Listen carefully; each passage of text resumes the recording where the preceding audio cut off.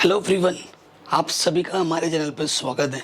आज के इस वीडियो में मैं आपके साथ एक टॉपिक शेयर करने वाला हूँ कि क्लास 12 की मैथ की प्रिपरेशन आपको कैसे करनी चाहिए। क्लास 12 की मैथ्स की प्रिपरेशन मैंने अपने चैनल पर शुरू कर दी है। इससे पहले मैंने सीबीएसई बोर्ड को ऑलरेडी पूरा पढ़ा रखा है सिलेबस। इस साल मैंने हिंदी मीडियम बोर्ड्स का भी शुरू कर दिया है, ठीक है, आप लोगों की डिमांड पर। तो देखो बेटा, किस तरीके से पढ़ाई करनी है वो मैं आपको बताऊँगा। आपको बताइए, आपके पास मैथ्स की 2 किताबें हैं। कितनी किताबें? 2 किताबें। तो यहाँ पे लिखता है हम गणित, ठीक है। आपके पास गणित की 2 किताबें, नंबर 1, नंबर 2, ठीक है। सो किस तरीके से पढ़ाई करना है, आप ऑब्वियसली पहले किताब से स्टार्ट करोगे, ठीक है। पहली वाली किताब का जो पहला चैप्टर है, ठीक है, रिलेशन एंड फंक्शन, संबंध एवं फलन, रिलेशंस एंड फंक्शंस, ठीक। सो मैंने देखा है ये चीज़ बहुत ज़्यादा नोटिस किया, मेरे साथ भी हुआ था। जब हम स्कूल में जाते हैं ये चैप्टर हमें नहीं पढ़ाया जाता, ना हमें टीचर पढ़ाता है ना कोचिंग वाला पढ़ाता है जहाँ पे पढ़ रहे हो। इस चैप्टर को स्किप करके बाकी चैप्टर पे आगे बढ़ते हैं, बेटा इसको लास्ट में पढ़ा देंगे। क्यों? वहीं पे आपको मन में इस चैप्टर के प्रति डर डाल दिया जाता है कि ये बहुत टफ है, बेटा स्टार लास्ट में पढ़ेंगे तो ज़्यादा याद रहेगा तो सही रहेगा। ये गलत है। जो टीचर तुमसे ये बोल रहा है ना, उसको खुद नहीं पता इसके कॉन्सेप्ट्स। ये फैक्ट है, ठीक है, ये फैक्ट है। या तो वो तुम्हें बहुत कम आंकता है या फिर उस टीचर को खुद उसके कॉन्सेप्ट नहीं पता। तो ऐसा नहीं है बेटा, ये चैप्टर बहुत आसान है। इस चैप्टर को अगर अच्छे से सीखोगे, क्वेश्चन सारे बनेंगे, बहुत इजी है। और इस चैप्टर फ्यूचर में 2 से 3 किताब भी बनती है, model algebra, abstract algebra, ring theory, group theory, इसी से बनेंगे। अगर आप बीटेक वगैरह करोगे, बीएससी लोगे, तब कहाँ भागोगे, ठीक है।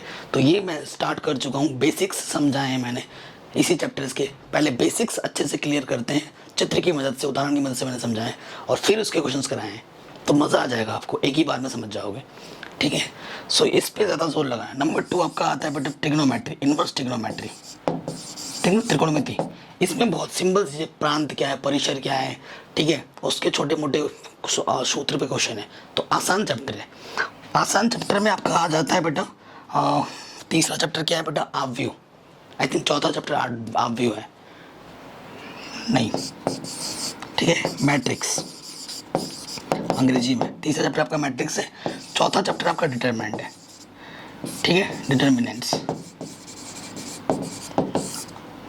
तो ये तीसरा चौथा चैप्टर तो बहुत ही आसान है, इससे भी क्वेश्चन आते हैं, ठीक है। ये भी आसान चैप्टर्स है। अगर मैं बात करूँ, थोड़ा सा ज़्यादा जोर लगाना पड़ेगा इसमें, ध्यान देने पर।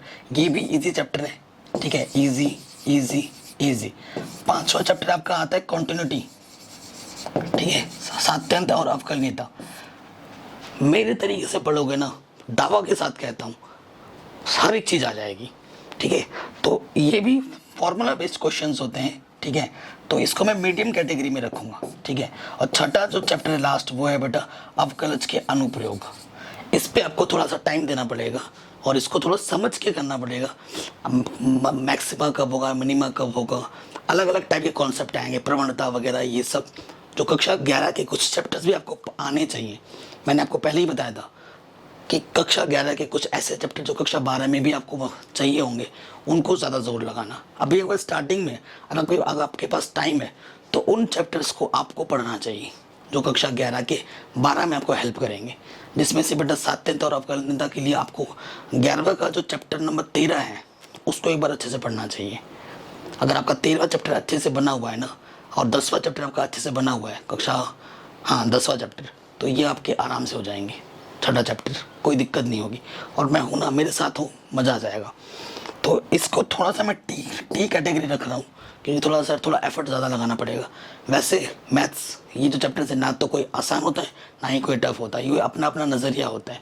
अगर आप शुरू हर चीज़ को ध्यान से समझोगे, ठीक है, प्रॉपर प्रैक्टिस करोगे, रिवीजन करोगे, ध्यान लगा के पढ़ाई करोगे, यकीन मानो बेटा हर एक चैप्टर आपके लिए आसान है, ठीक है। और आपको कितना पढ़ना चाहिए डेली, सो मैं आपसे कहूँगा अभी इनिशियल स्टेज में स्कूल से आने के बाद 2.5 आवर आपको मैथ्स में देने ही पड़ेंगे।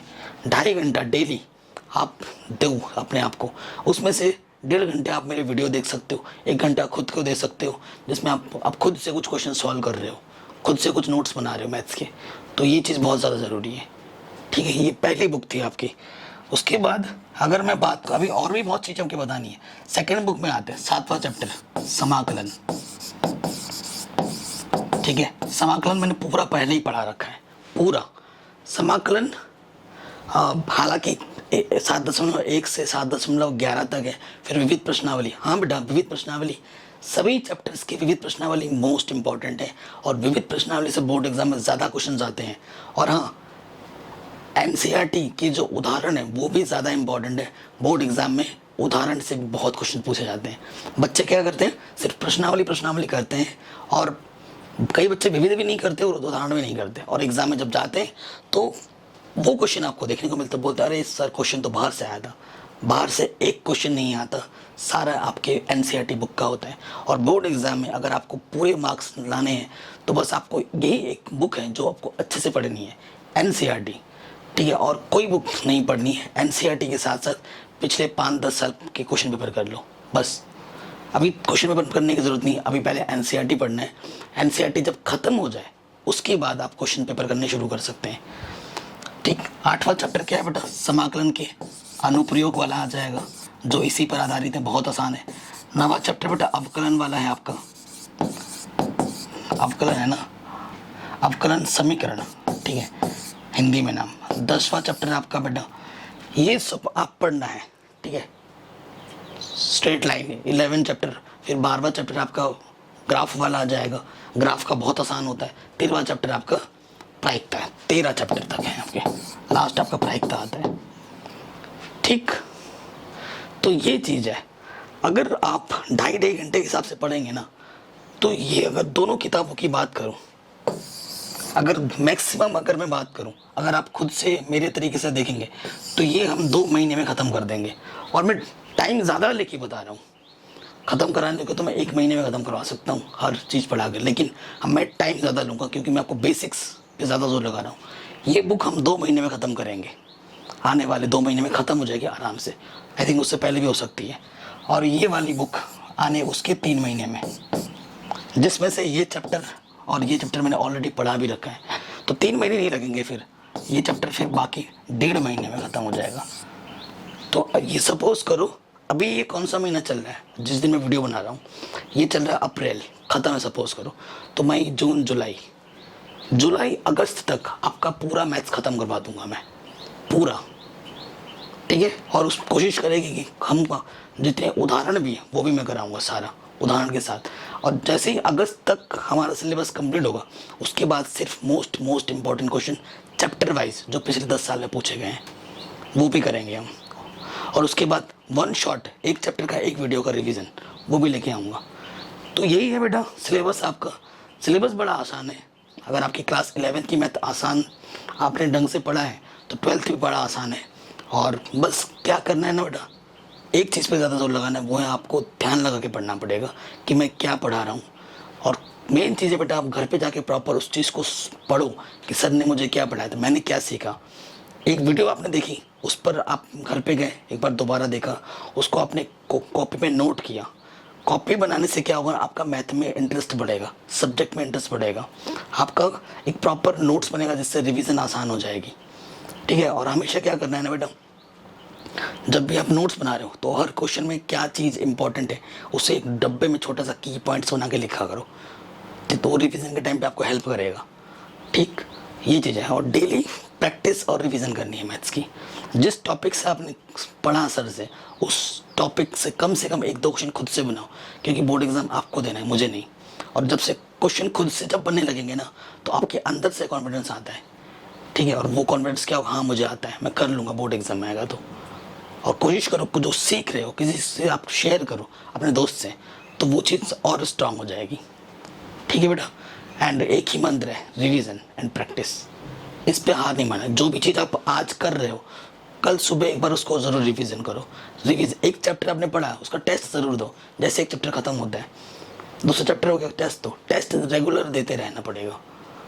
टेस्ट हमारा जो एग्ज़ाम फियर उसे दूर करता है। हम क्या गलतियाँ कर सकते हैं उस गलती को हमें पता चलता है। जो गलती अभी करोगे उस गलती से आप सीखोगे, वो गलती फिर बोर्ड एग्ज़ाम में नहीं होगी।